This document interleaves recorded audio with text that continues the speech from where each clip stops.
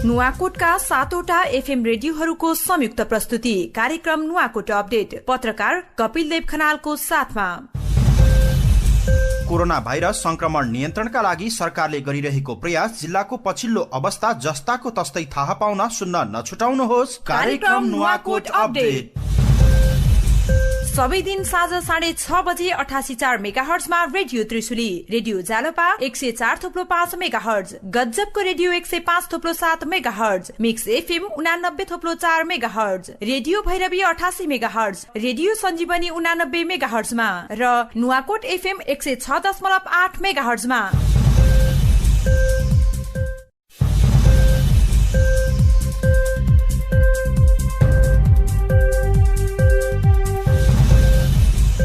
नमस्कार, रेडियो कार्यक्रम नुवाकोट अपडेटमा तपाईंलाई स्वागत छ। म कपिल देव खनाल। कार्यक्रम नुवाकोट अपडेटमा हामीले कोभिड-19 अर्थात् कोरोना भाइरसको सन्दर्भमा नुवाकोट जिल्लाको अवस्थालाई प्रस्तुत गरिरहेका छौं। यो कार्यक्रमलाई तपाईं साँझ 6:30 बजेदेखि 7 बजेसम्म 88.4 मेगाहर्जमा radio Trishuli, radio Jalpa 104.5 megahertz, गज्जबको radio 105.7 megahertz, mix FM 89.4 megahertz, radio Bhairavi 88 megahertz र रेडियो सञ्जीवनी 89 मेगाहर्जमा एकैसाथ सुनिरहनु भएको छ। यस्तै नुवाकोट एफएम 106.8 मेगाहर्जमा सुन्न सक्नुहुनेछ। यस कार्यक्रमको पुनः प्रसारण आज र भोलि यी रेडियोहरूको अन्य विभिन्न समयमा हुँदै आएको छ। कोरोना भाइरसको संक्रमणबाट जोगिन र समुदाय सुरक्षित राख्नका लागि नुवाकोट जिल्लाबाट प्रसारण हुने यी 7वटा एफएम रेडियोहरूको संयुक्त प्रयासको रूपमा यो कार्यक्रम रहेको छ। अहिले हामी रेडियो त्रिशुलीको विदुर स्थित स्टेशनबाट बोलिरहेका छौं। कार्यक्रम नुवाकोट अपडेटलाई नुवाकोट जिल्ला र यहाँका नागरिकहरूलाई सुरक्षित राख्नका लागि सरकारले गरिरहेको प्रयास, अहिलेको वर्तमान अवस्था, नागरिकहरूको प्रतिक्रिया र जनजीवनमा केन्द्रित गर्दै आएका छौं। यसै सन्दर्भमा हामीले विभिन्न व्यक्तिहरूसँग संवाद गरिरहेका छौं। अब लागौं आजको कुराकानीतर्फ।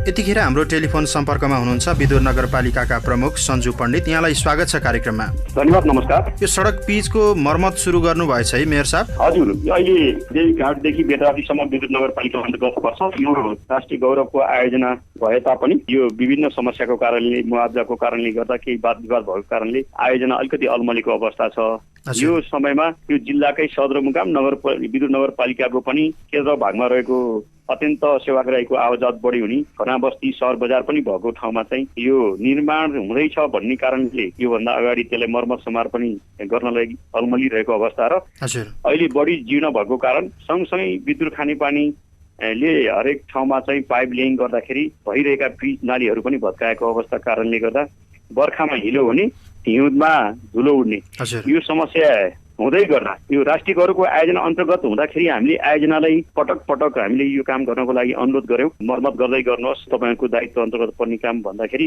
उहाँहरूले त्यो कुरालाई त्यति चासो राख्नु भएन, सुनवाई गर्नु भएन र अहिले पछिल्लो पटक हामीले त्यसको इस्टिमेट गरेर 11 लाख जति निस्किएको छ। त्यो काम गर्नको लागि अहिले विदुर नगरपालिकाले टालिएका नालीहरूलाई सफा गर्ने र केही भत्किएका पिचहरूलाई अस्थायी रूपमा भए पनि त्यसलाई चाहिँ मर्मत समार गरिने काम चाहिँ गरिरहेका छौँ र त्यसमा खानेपानीले भत्काएको ठाउँमा विद्युत खानेपानी जो अहिले निर्माण पक्षी हुनुहुन्छ, निर्माण व्यवसायी, उहाँलाई हामीले भनेका छौँ। त्यसको लागत 3 लाख जति निस्केको छ। त्यो 11 लाख मध्येमा उहाँहरूले 3 लाख उहाँहरूले बेहोर्नु पर्ने हुन्छ। हामी पत्राचार उहाँहरूलाई गर्छौँ र अर्को बाँकी 8 लाख रुपियाँ विदुर नगरपालिकाको आफ्नो व्ययभार पर्नेछ।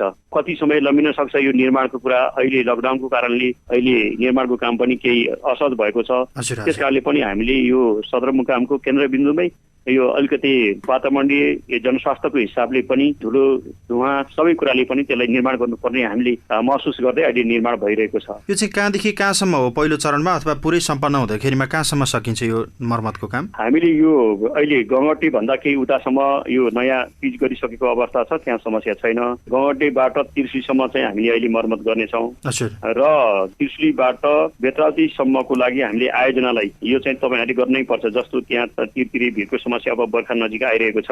अघिल्लो बर्खामा उहाँहरूले अनुभव गर्नुभएको छ। त्यो कुरालाई हामीले ध्यान आकर्षण गराएका छौँ प्रमुख जिल्ला अधिकारीलाई पनि यो कुराको ध्यानाकर्षण गराएका छौँ। त्यस्तै गिरखोला पुलको कुरा गर्नुहुन्छ भने त्यहाँ अघिल्लो वर्ष अत्यन्त समस्या झेल्नु पर्यो। यो त्रिदेशीय मार्ग चीनदेखि भारतदेखिका आवत जावत नेपालका पनि विभिन्न ठाउँबाट तीर्थदेखि लिएर व्यापार गर्ने कुरा हरेक कुराले चाप हुने बाटो त्यो पुललाई छिटो त्यसलाई यो साल यो वर्ष अगाडि सञ्चालन गर्नुपर्छ भनेर हामीले उहाँहरूलाई निर्देशन गरेका छौँ। प्रमुख जिल्ला अधिकारीले पनि त्यो कुरालाई विशेष ध्यानाकर्षण गर्नुभएको छ आयोजना पक्षलाई। र अर्को कुरा यो तिरतिरे भिरमा अघिल्लो साल पनि पहिलो लडे, अहिले पनि लड्दैछ। त्यसको काम गर्नुको लागि 22 करोडको चाहिँ लय भएको छ भनी सुनिएको छ।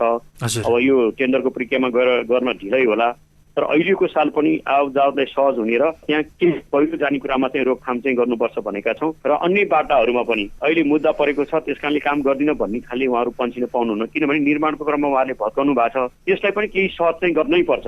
उहाँहरूको मेसिन इक्विपमेन्टहरू त्यहाँ साथमा हुनु पर्यो, गाडी टिपर हुनु पर्यो, काहीँ खाल्टा खोल्टी हुनु पर्यो, त्यसलाई केही ग्राभेल केही बेसहरू ल्याएर त्यसलाई मेन्टेनेन्स गरिदिनु पर्यो भन्ने खालको कुरा चाहिँ हामीले आयोजना नै लगाउने छौँ। यो ढुङ्गेबाट बेतावतीसम्म यो चाहिँ हामीले गङ्गटेदेखि त्रिशुलीसम्म चाहिँ हामीले अहिले मर्मत गरिरहेका छौँ। मैले यही जानकारी गराउन चाहेँ। यो खानेपानी आयोजनाले भत्काएको सडकको जुन मर्मत अहिले गरिराख्नु भएको छ यसको पछि रकम तपाईँहरूले फिर्ता लिनुहुन्छ आयोजनासँग? हामीले त्यसमा पत्राचार पनि आयोजनालाई चाहिँ लेख्यौँ। आयोजनाले चाहिँ हामी गर्न सक्दैनौँ भनेर पठायो। विद्युत खानेपानीसँग चाहिँ उहाँसँग कुरा भएको छ। उहाँले चाहिँ त्यो लागत जति लाग्छ त्यो चाहिँ इस्टिमेट र मूल्याङ्कन अनुसारको चाहिँ हामी उपलब्ध गराउँछौँ भनेको छ। हाम्रो प्राविधिकले गरेको लय अनुसार चाहिँ 3 लाख जति चाहिँ खानेपानीले बिहोर्नु पर्ने, जहाँ जहाँ खानेपानीको ट्रेन्च खनेको छ त्यो ठाउँमा 3 लाखको चाहिँ लागत निस्किएको छ। त्यो पनि हामी काम गर्दैछौँ। उहाँले सायद मलाई लाग्छ भुक्तानी दिनुपर्छ, उहाँले दिनुहुन्छ। अहिले भइरहेको काममा चाहिँ यो सङ्घ र प्रदेशबाट चाहिँ यता विद्युत नगरपालिकामा प्राप्त भएको बजेटको काम बढी भइरहेको होला, सायद फिर्ता जानुपर्ने बजेटको काम चाहिँ प्राथमिकतामा छ हो? हामी यही छ अत्यन्त हामीलाई चाहिँ अहिले चासो र चिन्ताको विषय। सबैभन्दा महत्त्वपूर्ण कुरा सम्पूर्ण नगरवासीहरूको जीवधनको सुरक्षाका कुरा हो। यो कोरोनाको कारणले गर्दा पहिलो त हामी त स्वास्थ्यमा हामी सुरक्षित हुनुपर्छ। कोरोना यो संक्रमित अनि सरहरू सँगसँगै हामीलाई के पनि छ भने केन्द्र तथा प्रदेशको चाहिँ अब समर्पक र विशेष अनुदानका कार्यक्रमहरू अत्यन्त हाम्रो पहल र मेहनतबाट हाम्रा माननीयहरूको पनि ध्यानाकर्षण गराएर हामीले ती कामहरू बजेट ल्याउन हामी सफल भएका छौँ भने जब हामीले अलि अगाडि गर्ने कुरामा हुन सक्छ। मैले यो कुरा भनिरहँदा किन अलि अगाडिको हिउँदको टाइममा गरेन भन्ने खालको कुरा होला। यो सम्पूर्ण बजेट भनेको हाम्रो आदि बजेट हुन्छ। आदि बजेट प्रदेश र सङ्घसँग हामीले साझेदारी गर्नुपर्ने हुन्छ।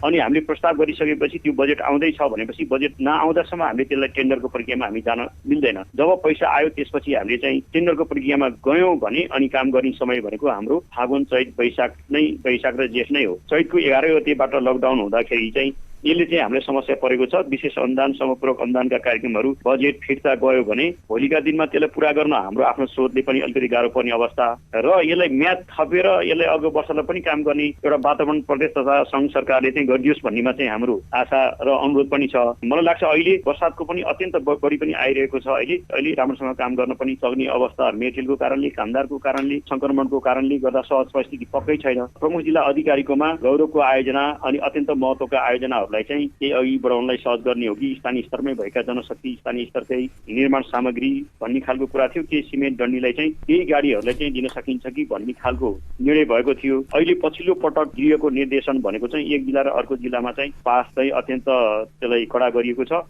सम्भावना छैन भन्ने खालको कुराले गर्दा अब हाम्रो विकास निर्माणको काम हुँदैन। यसमा प्रदेश र सङ्घ सरकारले अर्को वर्षको लागि पनि काम गर्नेको लागि वातावरण दिनुपर्छ। होइन भने जति हाम्रो आंशिक रूपमा वा थालनी भएका योजनाहरू चाहिँ समस्यामा रहन सक्छ। हाम्रो आफ्नो नगरपालिकाको स्रोत र साधनले चाहिँ सम्पन्न गर्नको लागि पनि हामीलाई निकै गाह्रो पर्ने अवस्था छ। त्यस कारणले यसलाई निरन्तरताको लागि चाहिँ समय थप्नुपर्छ भन्ने अनुरोध रहनेछ हामीहरूको। भन्नुको अर्थ यो अब जनशक्ति र आवश्यक सामग्री अभावका कारणले सुरु भएको कामहरू पनि रोकिनेवाला छ। स्वाभाविकै हो। अब जुन खालको चाहिँ सम्झौताहरू यहाँले गरिसक्नु भएको छ अथवा ठेक्का लगाइसक्नु भएको छ, उपभोक्ता समितिलाई दिइसक्नु भएको छ, तिनीहरूको हकमा चाहिँ के हुन्छ? म्याद थप्नुहुन्छ? नगरपालिका भित्रको आफ्नो बजेटबाट भएका कामहरूमा उपभोक्ता समिति वा कतिपय टेन्डरै भएको कुरामा हामी त्यो कुरामा त्यति चिन्तित छैनौँ र हामीले हाम्रो स्रोतबाट भएको टेन्डर उपभोक्ता समितिका सबै वडा जनप्रतिनिधि लगायत जसले समितिमा हुनुहुन्छ, जसले ठेक्का पार्नु भएको छ, हामी म्याद थप्छौँ। असहज परिस्थिति रहेसम्म तपाईँहरू यसमा समस्या मान्नु पर्दैन भनेका छौँ। समस्या भनेको चाहिँ प्रदेश र सङ्घबाट अनुदान र कतिपय सशर्तका कार्यक्रम पनि छ, कतिपय समपूरक अनुदानका कार्यक्रम पनि छ। यी चाहिँ पुरा नहुँदाखेरि हाम्रो प्रोजेक्ट चाहिँ समग्रमा बजेटको चाहिँ यो वर्षको प्रोग्रेस हामीले देखाउन सक्दैनौँ, धेरै खर्च गर्न सक्ने वातावरण अहिले छैन। समग्र यो राष्ट्र विश्वले नै यो समस्या झेल्नु परेको अवस्थाले यो समस्या चाहिँ नगरपालिकामा नि रहनेछ। यो केही समयको मै यो तरोस् भन्ने चाहिँ चाहन्छु। तैपनि हाम्रो यो आर्थिक वर्षको विकासको अत्यन्त चासोको र तीव्रताका साथ काम गर्नुपर्ने त्यहाँमा चाहिँ यो समस्या भएको हुनाले हाम्रो प्रोग्रेस पनि देखिँदैन र विकासका कामहरू पनि जनतालाई दिन पनि सकिने अवस्था चाहिँ रहँदैन र हामीलाई समयको निरन्तरता दियो भने म्याद थपियो भने चाहिँ हामी अर्को पटकलाई अलिक छिटो गरेर त्यो कामलाई अघि बढाउन चाहिँ सक्ने थियौँ भनिरहेको छ। कोरोना भाइरस अनि लकडाउन यसपछि अब अझ पछाडि धेरै समस्याहरू सृजना हुन सक्छ अथवा अर्को वस्तुस्थिति आउन सक्छ।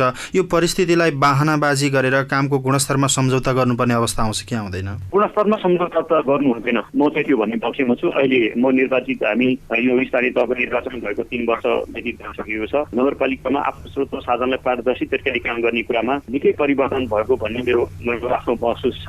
जनताले पनि त्यो खालको प्रगति प्राप्त गरेका छन्। ठुला कामहरू पनि सुरुवात भएको छ। त्यसमा चाहिँ अब त्रिशुलीका पुल हामीले केन्द्रीय सरकार गऱ्यौँ। 1 महिनाको टेन्डर निस्केको थियो, त्यसमा बिड भएन। दोस्रो चरणको चाहिँ टेन्डर निस्किनेमा छ। त्रिशुलीको पुल निश्चित रूपमा बन्छ। त्यस्तै गरी प्रदेश स्तरीय रङ्गशाला विद्युत नगरपालिका वडा नम्बर 5 चन्द्रज्योतिको स्कुल र विद्युत नगरपालिकाको आफ्नो नाममा रहेको जग्गामा त्यहाँ निर्माणको क्रममा छ। त्यहाँ कम्पाउन्डको काम भइसकेको छ। अर्को कुरा अस्ति मात्रै यो आउने वर्षको लागि हामीले हाम्रा सँगै माननीय नारायण प्रसाद खतिवडाज्यूले पनि उहाँले पनि मैले अनुरोध गरेको थिएँ। म गएँ। यो विद्युत नगरपालिका वडा नम्बर 5 को चाहिँ देवीघाट चन्द्रज्योति स्कुलबाट बस पार्क कारागार जाने बाटोको लागि 33 करोड त्यसको चाहिँ जिपिआर भएको छ। अर्थमन्त्रीज्यूलाई भेटेर विशेष यो समग्र नेपालकै केन्द्रीय कारागार बनिरहेको छ, त्यो ठाउँमा जाने बाटो हिजो पनि केन्द्रीय सरकारले त्यो ठाउँमा चाहिँ खर्च गरेको छ भवन डिभिजन अन्तर्गत मातहतबाट भने त्यसलाई पुरा गर्नुपर्छ भन्ने कुरा हामीले राख्यौँ। यो सालको क्रमागत बजेटमा त्यो कार्यक्रम रहन्छ। त्यस्तै गरी विद्युत नगरपालिका वडा नम्बर 9 मा बहुउद्देशीय कभर हल 11 करोडको डिपिआर गरेर भइरहेछ। यो प्रदेश सामाजिक विकास मन्त्रीज्यू आफै आउनु भएको थियो, त्यो पनि अहिले पर्ने छ, त्यसलाई निरन्तरता हुनेछ। त्यस्तै गरी विद्युत नगरपालिका वडा नम्बर 1, 10, 11 यो सिमुटार भोटिया क्योरिनी दारेगोडा चिन्ने हुँदै डाँडागाउँ जोड्ने एउटा विद्युत नगरको चाहिँ रिङ रोडको अवधारणा अन्तर्गत त्यो हाम्रो काम केही पार्टको काम 11 किलोमिटरको काम त्यो हुँदैछ। 30 करोडको डिपिआर भएको छ। त्यो लगभग निश्चितै पर्ने अवस्था त्यो कार्यक्रममा पर्ने हामीले महसुस गरेका छौँ, चासो हामीले राखेका छौँ। प्रदेश माननीय मन्त्रीहरूले पनि यसमा चासो दिनुभएको छ। काम धेरै हुनेछ। त्यस्तै गरी विद्युत वडा नम्बर 13 मा जो नै त्यहाँको ठुलो जनघनत्व बसिरहेको ठाउँ वडा नम्बर 13 को पानी सहरा त्यस्तै गरी रिप जाने ठाउँमा 6 करोडको पुलको टेन्डर भएको छ। यो लकडाउनको कारणले गर्दा ठेक्का बिड भएको छैन, त्यसलाई समय थप्दै गइरहेको छ भने महत्त्वपूर्ण कामहरू चाहिँ भइरहेको छ। विद्युत नगरपालिकाका प्रमुख सञ्जु पण्डितसँग कार्यक्रममा आज कुराकानी गरिरहेको छु। तपाईँ यति बेला म कपिल देव खनालको साथमा कार्यक्रम नुवाकोट अपडेट सुनिरहनु भएको छ। कोरोना भाइरसको संक्रमणबाट जोगिन र समुदाय सुरक्षित राख्नका लागि नुवाकोट जिल्लाबाट प्रसारण भइरहेका 7वटा एफएम रेडियोहरूको संयुक्त प्रस्तुति कार्यक्रम नुवाकोट अपडेटमा केही बेर साबुन पानीले हात धुने विश्राम। तपाईँ पनि कम्तीमा 20 सेकेन्डसम्म साबुन पानीले मिची हात धोएर आउनुहोस् है। म एकैछिनमा फेरि कुराकानी गर्नका लागि आउनेछु।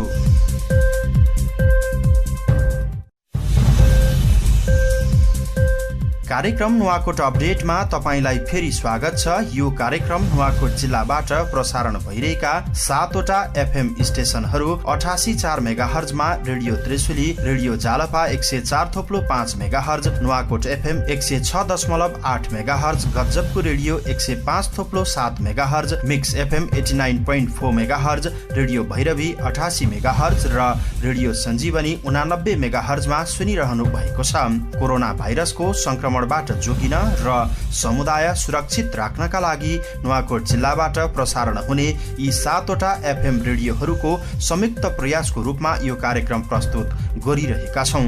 यो कार्यक्रममा हामी विशेष गरी नुवाकोट जिल्ला र यहाँका नागरिकहरूलाई सुरक्षित राख्नका लागि सरकारले गरिरहेको प्रयास, अहिलेको वर्तमान अवस्था, नागरिकहरूको प्रतिक्रिया र जनजीवनमा केन्द्रित हुनेछौं।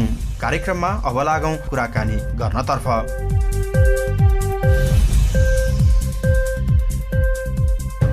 विश्राम अगाडि विदुर नगरपालिकाका प्रमुख सञ्जु पण्डितसँग कुराकानीको क्रममा अहिले भइरहेको विकास निर्माणको अवस्था र विदुर नगरपालिकाले प्राथमिकतामा राखेर गरिरहेको कामहरूको बारेमा हामीले प्रसङ्ग उठाउने प्रयास गर्यौं भने जनशक्ति र आवश्यक सामग्री अभावका कारणले विदुर नगरपालिकाका अधिकांश योजनाहरू अहिले स्थगन भएको जानकारी पनि उहाँले दिनुभएको छ। उहाँ हाम्रो टेलिफोन सम्पर्कमा हुनुहुन्छ। म थप कुराकानीलाई अगाडि बढाउन चाहन्छु।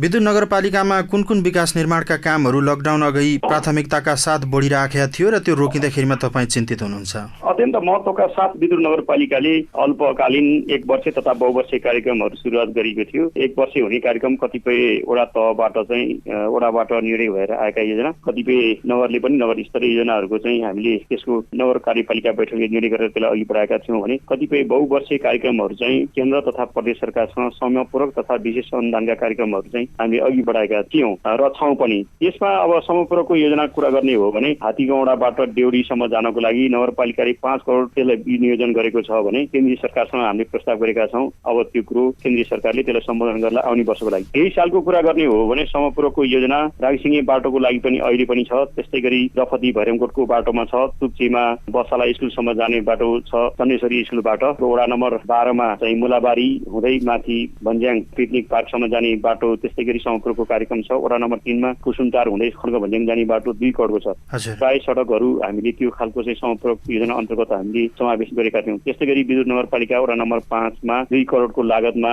पार्क निर्माण भइरहेको छ। समयपूर्वकका योजनाहरू यो लगायत धेरै समयपूर्वकका योजनाहरू छन् भने नगरपालिकाले आफ्नै बजेटले गर्ने कामहरू हामीले बाटाघाटा खानेपानी सिँचाइ लगायत हरेक क्षेत्रको हामीले काम गरिरहेका थियौँ। र त्यस्तै गरी विद्युत नगरपालिकाको आफ्नो पहल र कतिपय योजनाहरू तयार गरेर केन्द्रीय तथा प्रदेश सरकारलाई अनुरोध गरेका योजनाहरू चाहिँ हामीले 1 वर्ष अगाडिदेखि कोसिस गरेका योजनाहरू चाहिँ जस्तो त्रिशुलको कुरा मैले अहिले राख्दै थिएँ, फेरि मैले यसलाई दोहोऱ्याउन चाहेँ। त्यसको 9.25 करोडको चाहिँ डिपिआर छ। म निर्वाचित भएदेखि मेरो त्यसमा कोसिस रह्यो। त्यसमा माननीय नारायण खतिवडाले पनि ठुलो कोसिस गर्नुभयो। त्यो टेन्डर भइसक्यो 1 महिनाको, त्यो ठेक्का बिड भएन विविध कारणले। अहिले दोस्रो चरणमा त्यसको टेन्डर गर्नको लागि 3 दिन अगाडि मात्रै सम्बन्धित विभागीय त्यहाँको डिजीसँग कुरा भएको छ। माननीय नारायण खतिवडा पनि त्यसको लागि लागिरहनु भएको छ। त्यस्तै गरी प्रदेशबाट वडा नम्बर 13 को अनिगरीबाट रानीछोडाको पुलको लागि सामरी खोलामा बन्ने पुल हो, त्यसको लागि 6 करोडको त्यसको डिपिआर भएको टेन्डर भएको छ।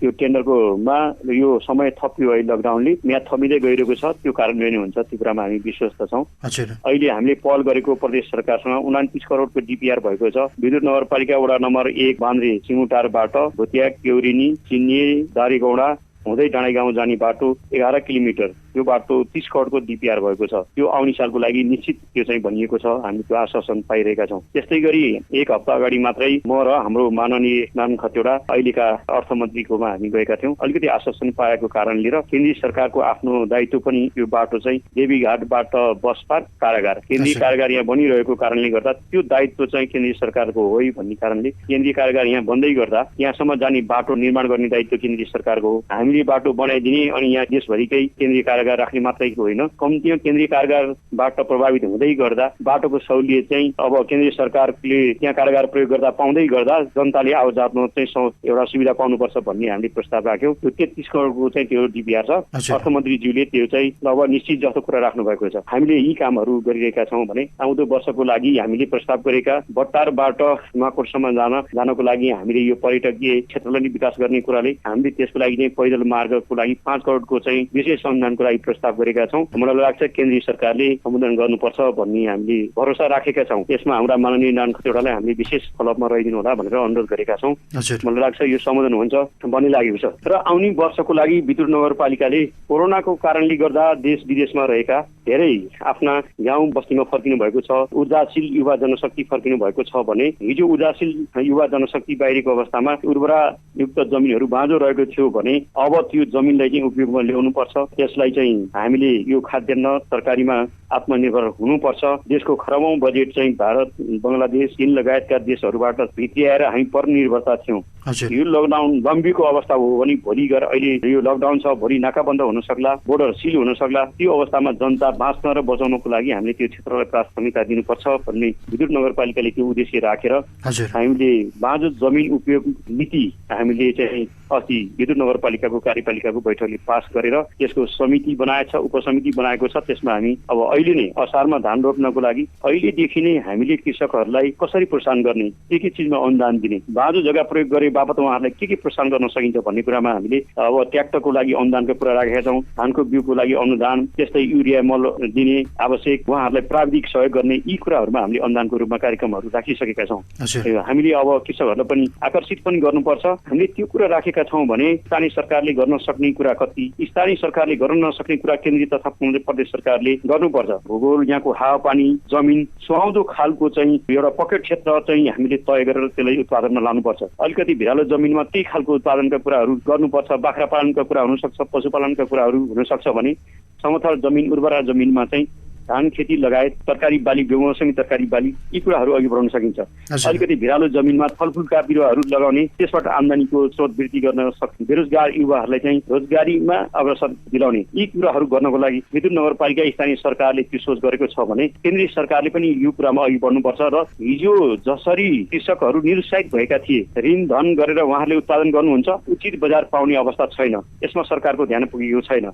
कतिपय देशहरूमा कृषकलाई उत्पादन गर्नको लागि प्रोत्साहन र उसले उपयुक्त बजार नपाएको अवस्थामा चाहिँ राज्यले लिग दिएर लागत सहित उहाँको चाहिँ नाफा समेत जोडेर उहाँहरूलाई चाहिँ राज्यले लिग दिने त्यो खालको वातावरण कतिपय देशहरूमा त्यो छ, हामीले बुझेका छौँ भने अब यदि हामी नेपाली आत्मनिर्भर बनाउने, विदेशको परनिर्भरता त हामीले घटाउँदै जाने हो भने कृषिलाई बढी महत्त्व दिनुपर्छ भन्ने लाग्छ। अहिलेको यो कोरोनाको संक्रमण विश्वव्यापी यो महामारीले अहिले विदेशमा रहेका नेपालीहरूले कति दुःख कष्ट झेलिरहनु भएको छ। नेपाल हामी सुरक्षित छौँ, यहाँ नेपालमा चाहिँ कोरोनालाई जितिरहेका छौँ, तर विदेशमा जित्न सकेको छैन। पनि हाम्रा धेरै नेपाली दाजुभाइ तथा दिदीबहिनीहरू मर्न पर्ने अवस्था रहेको छ, आउन सक्ने अवस्था रहेको छैन भने अब यो कुराले नेपाल सरकारले पनि यसबाट चेत पाउनुपर्छ, जनताले पनि चेत पाएका छन्। त्यसकारणले आफ्नै देशमा के गर्ने वातावरण चाहिँ बनाउनुपर्छ, त्यसको सम्भावना भनेको कृषि हो भन्ने हामीले महसुस गरेका छौँ। र त्यही अनुसार अघि बढ्नको लागि अब आउने आर्थिक वर्षको लागि हामीले बजेट बनाउने सुरुवात, नीति बनाउने सुरुवात पनि भएको कारणले हामीलाई ठुलो पाठ सिकेका छौँ, सिकाएको छ यो कोरोनाले। हामी त्यसतिर बढी ध्यान आकर्षण गर्नेछौँ, बजेटको व्यवस्था गर्नेछौँ। अब आउने नयाँ आर्थिक वर्षको बजेटको स्वरूप फेरिन्छ भन्ने संकेत गर्नुभयो। कोरोना र लकडाउनले विदुर नगरपालिका भित्रको नागरिकहरूको आवश्यकतामा परिवर्तन ल्याएको छ हो? अवश्य ल्याउने छ। अहिले अलिकति कष्टकर जीवन छ यो कोरोनाको कारणले, हरेक कुराको समस्या छ। हामीले पनि सकेको, स्थानीय सरकारले सकेको आफू सुरक्षित हुँदै जनतालाई सुरक्षित बनाउँदै सहयोग गर्ने कुरा, जनताका गुनासा सुन्ने कुरा गरिरहेका छौँ। कष्टकर छ। मलाई लाग्छ अबको दिनमा हामीले गरेका हिजोका क्रियाकलापलाई परिवर्तन गर्दै जनतासँग प्रत्यक्ष सरोकार राख्ने खालका नीति निर्माण गर्नुपर्छ भन्नेमा हामीलाई महसुस लागेको छ। हामी अघि बढ्नेछौँ त्यही अर्थमा। र नगरपालिका भित्र रहेका युवा जनशक्तिलाई एउटा हिन्नता बोध होइन, एउटा उत्साह जगाउने खालको कार्यक्रम ल्याउनु पर्छ भन्ने खालको कुरामा हामी विभिन्न विशेषज्ञ विज्ञहरूसँग पनि, विषयगत क्षमता भएका व्यक्तिहरूसँग पनि हामीले सरसल्लाह मिटिङहरू गर्दैछौँ र हामी सकेसम्म जनतालाई हौसला दिएर व्यावसायिक बनाउने कुरामा चाहिँ लाग्ने विदुर नगरपालिकाको लक्ष्य रहेको छ। विकास बजेट काटेर कोरोना संक्रमण नियन्त्रणका लागि खर्च गर्नु परेको अवस्था छ कि छैन अहिले? यो वर्षको आर्थिक वर्षको बजेटमा हामीले विपद कोषमा जति पैसा 30 लाख रुपियाँ राखेर विनियोजन गरेका थियौँ। अघिल्लो साल चाहिँ अलिकति बाढी पहिरो बढी गएको कारणले गर्दा निकै खर्च भइसकेको अवस्था थियो। कतिपय सिँचाइका कुलाहरू बिग्रिएका, खानेपानीका दोकानहरू बिग्रिएका, यसमा खर्च भइसकेको थियो भने यो सालको लागि हामीले अहिले प्राथमिकताबाट हटाउन सक्ने योजनाहरूलाई चाहिँ हामीले कटौती गरेर 1 करोड रुपियाँ हामीले विपद कोषमा हामीले राख्यौँ। यसमा प्रदेश सरकारबाट 12 लाख रुपियाँ आएको छ भने केन्द्रीय सरकारले 15 लाख रुपियाँ सहयोग गर्ने कुरा आएको छ, आइसकेको छैन भने हामीहरूको विपद कोषमा 1 करोड 27 लाख रुपियाँको छ अहिले। मलाई लाग्छ यो कोरोना नेपाल र नेपालीले जितिरहेको अवस्था छ, तर विश्वको चाहिँ ठुला शक्तिशाली राष्ट्रहरू कोरोनाबाट धेरै भयभीत भएको अवस्था छ, ठुलो क्षति भएको छ, आर्थिक क्षति छ, त्यहाँका जनताहरू धेरै मरिसकेको अवस्था रहेको छ। त्यसकारणले ठुलो क्षति चाहिँ बेहोरिरहेको छ। उद्योग, कल कारखाना, यो वर्षको समग्र देशको आर्थिक क्षेत्र नै डामाडोल भएको अवस्था रहेको छ भने यो नलम्बियो भने हामी यसलाई सहज रूपमा यसलाई अवतरण गर्न सक्छौँ। लम्बियो भने हामीलाई प्रदेश सरकार, केन्द्रीय सरकारले विशेष रूपमा स्थानीय सरकारलाई नि हेर्नुपर्छ, किनभने यो आर्थिक वर्षको बजेट भनेको त हामीले कतिपय खर्च गर्यौँ। प्राथमिकतामा राख्न नपर्ने योजनालाई कटौती गरेर हामी विपद कोषमा चाहिँ जम्मा 1 करोड 27 लाखको चाहिँ विपद कोष हाम्रो त्यो छ। र केही बैंक र सङ्घ संस्थाबाट हामीलाई नगद उहाँहरूले सहयोग गर्नुभएको छ चेक मार्फत, त्यो समेत 1 करोड 27 लाख भन्दा थप त्यसमा थपिने छ। मसँग अहिले तत्काल सबै त्यो डाटा चाहिँ मसँग नभएको कारणले मैले उपलब्ध गराउन सकिनँ। मैले तपाईँलाई आवश्यक पर्दा कुन सङ्घ संस्था, कुन बैंकबाट कति उपलब्ध सहयोग भएको छ यो विपद कोषको लागि मैले उपलब्ध गराउन सक्नेछु। विदुर नगरपालिका स्थानीय सरकारलाई अहिलेको लकडाउन अनि यो कोरोना भाइरसबाट घाटा वा भनौँ समस्या मात्रै परेको छ कि केही फाइदा वा भनौँ अवसर पनि सृजना भएको छ? यसले प्रत्यक्षमा अहिले अलिकति आर्थिकदेखि लिएर यो विकासदेखि लिएर सबै कुरामा हामी पछि पर्यौँ। मलाई लाग्छ 1 वर्ष हामी पछि धकेल्यौँ। यो वर्षको हाम्रो विकास भनेको हामीले गर्न कतिपय राखेका लक्ष्यहरूको हामीले बजेट पूरा गर्न सक्नेछौँ। मैले अघि नै भने 97-98% प्रोग्रेस हाम्रो अघिल्लो सालको छ। हामीसँग त हरेक आफ्नो स्रोत साधन अनि प्रदेश केन्द्रमा धाएर बजेट ल्याउने अनि यहाँका जनताका आवश्यकताको प्राथमिकताको क्रममा राखेर काम गर्ने रहने त्यो खालको उद्देश्यका साथ हामी अत्यन्त सक्रियताका साथ काम गरिरहेका थियौँ भने यो साल हामीले त्यो काम गर्न सकेका छैनौँ। जनताहरूको आफ्नो पनि जो आम्दानीको स्रोतहरू थियो त्यो पनि छैन। उहाँहरूले अब जे व्यवसायमा हुनुहुन्थ्यो त्यो सबै ठप्प भएको अवस्था छ। जनताहरू कष्टकर जीवनयापन गर्नुपर्ने बाध्यतै छ अहिले, किनभने अत्यन्त खुम्चिनु पर्ने अवस्था छ। किनभने यो संक्रमण सौरा रोग भएको कारणले लकडाउन छ, हामी क्वारेन्टाइनमा बस्नै पर्ने अवस्था छ। यी कारणले गर्दा सबै कुरा अस्तव्यस्त रहेको छ र यसले पाठ सिकाएको कुरा मैले अघि पनि भने, फेरि पनि मैले भन्न चाहन्छु, पैसा नै बाहिर गएर रेमिटेन्स नै सबैभन्दा ठुलो कुरा होइन। हामीले आफ्नो देशमा गर्न सक्ने कुरा त कृषि प्रधान देश हो। हामी भनिएको छ यसलाई सहज वातावरण बनाउन सक्छौँ। हामीहरू जल भण्डार छ, हरेक यसलाई व्यवस्थित मात्रै गर्न सक्यो भने पानीको समस्या छैन, हावापानी उपयुक्त छ, उर्वरा जमिन छ, युवा जनशक्ति पर्याप्त छ, धेरै अब विदेशमा पलायन भएको अवस्था छ भने त्यो सबै अहिले चाहिँ नेपाल र नेपालीले चेतेर यो पाठ सिकेर अघि बढ्ने यो अवसर पनि हो भन्ने पनि मलाई लाग्छ। यसले यो वर्षको लागि क्षणिक हामीलाई क्षति भए पनि भोलिको लागि चाहिँ ठुलो पाठ सिकाएको छ। यसलाई अनुभव गर्दै केन्द्रीय सरकार प्रदेश सरकारले त्यो खालको सिकोलाई अत्यन्त दीर्घकालीन रूपमा पनि त्यो पाठ सिकेर नेपालमै त्यो ऊर्जाशील युवा जनशक्तिले चाहिँ आफ्नो देशमा उहाँलाई प्रोत्साहन हुने कार्यक्रम दिनुपर्छ, गर्नुपर्छ भन्ने मलाई लाग्छ। यसले राम्रो पाठ पनि सिकाएको छ। क्षतिको साथसाथै मेरो बुझाइ चाहिँ त्यो रहेको छ। अहिले तत्कालको अवस्थामा विदुर नगरपालिका विकास निर्माणमा केन्द्रित रहन सक्ने अवस्था रहेन। वर्तमान अवस्थाको कोरोना भाइरस नियन्त्रणमै केन्द्रित बन्नुहुन्छ हैन त? अवश्य पहिलो प्राथमिकता भनेको जनताको स्वास्थ्य र जीवको सुरक्षा गर्नु नै हामी स्थानीय सरकारको दायित्व हो। यो कुरालाई हामीले कतै कमी हुन दिएका छैनौँ। विदुर नगरपालिकाले क्वारेन्टाइन 35 बेडको वडा नम्बर 2 मा 5 बेडको छ र 1 नम्बर वडामा 30 बेडको रहेको छ। हामीले त्यो सुरुवात गरेका छौँ। जिल्लामा रहेको त्रिशुली अस्पतालको लागि विदुर नगरपालिकाले आइसोलेसन कक्षको लागि त्यो तयार गर्यौँ। त्यस्तै गरी तुरन्त रेस्क्यु गर्नको लागि एम्बुलेन्स तयार गरेका छौँ। अनि हरेक 13वटै वडामा हाम्रा हेल्थ पोस्टहरू रहेको छ। हाम्रा स्वास्थ्य कर्मीहरू स्ट्यान्ड बाई रहेका छन्। त्यसमा कुनै पनि औषधि र उपकरणहरूलाई केही कमी गर्न दिएका छैनौँ। उहाँको समस्याको लागि प्रत्यक्ष हामी अपडेट रहन्छौँ र सम्बोधन गर्नको लागि लागिरहेका छौँ। त्यसले गर्दाखेरि त्यति समस्या चाहिँ अहिलेको लागि छैन भन्ने लाग्छ। जनताको समस्यालाई तत्काल हामीले सम्बोधन गर्ने पनि हामीले जिम्मेवारी पनि लिएका छौँ, गरि पनि रहेका छौँ। यहाँको महत्त्वपूर्ण समयको लागि धेरै धेरै धन्यवाद। अत्यन्त मलाई पनि समग्र नगरपालिकाको विषयमा र जनताहरूलाई पनि आफ्ना कुराहरू सुनाउने, जनताले स्थानीय जनप्रतिनिधिबाट नगरपालिकाबाट प्राप्त गर्न पर्ने कुराहरूको बारेमा पनि समग्र रूपमा तपाईँको मिडिया मार्फत आफ्नो अवसर दिनुभयो। यसलाई तपाईँ र तपाईँको मिडियालाई धन्यवाद नमस्कार गर्न चाहन्छु। हस् नमस्कार। उहाँ हुनुहुन्थ्यो विदुर नगरपालिकाका प्रमुख सञ्जु पण्डित। कार्यक्रम नुवाकोट अपडेट नुवाकोट जिल्लाबाट प्रसारण भइरहेका 7वटा FM स्टेशनहरू 88.4 मेगाहर्जमा radio Trishuli, radio Jalpa 104.5 megahertz, Nuwakot FM 106.8 megahertz, गजबको radio 105.7 megahertz, mix FM 89.4 megahertz, radio Bhairavi 88 megahertz र रेडियो सञ्जीवनी 89 मेगाहर्जमा सुनिरहनु भएको छ। दैनिक रूपमा प्रस्तुत हुने यस कार्यक्रमको अर्को श्रृङ्खलामा उपस्थित हुने बाचा सहित प्राविधिक साथी प्रीतिका थापा र म कपिल देव खनाल अहिलेलाई बिदा भएँ। तर याद गर्नुहोस्, कोरोना भाइरसको संक्रमणबाट आफू र अरूलाई जोगाउने सबैभन्दा ठुलो उपाय भनेको छिनछिनमै साबुन पानीले मिची मिची हात धोइरहनु नै हो। नमस्कार। नुवाकोटका 7वटा FM रेडियोहरूको संयुक्त प्रस्तुति कार्यक्रम नुवाकोट अपडेट, पत्रकार कपिल देव खनालको साथमा। कोरोना भाइरस संक्रमण नियन्त्रणका लागि सरकारले गरिरहेको प्रयास, जिल्लाको पछिल्लो अवस्था जस्ताको तस्तै थाहा पाउन सुन्न नछुटाउनुहोस् कार्यक्रम नुवाकोट अपडेट। सबै दिन साँझ 6:30 बजे 88.4 मेगाहर्जमा radio Trishuli, radio Jalpa 104.5 megahertz, गजबको radio 105.7 megahertz, mix FM 89.4 megahertz, radio Bhairavi 88 megahertz, radio Sanjivani 89 मेगाहर्जमा र नुवाकोट FM 106.8 मेगाहर्जमा।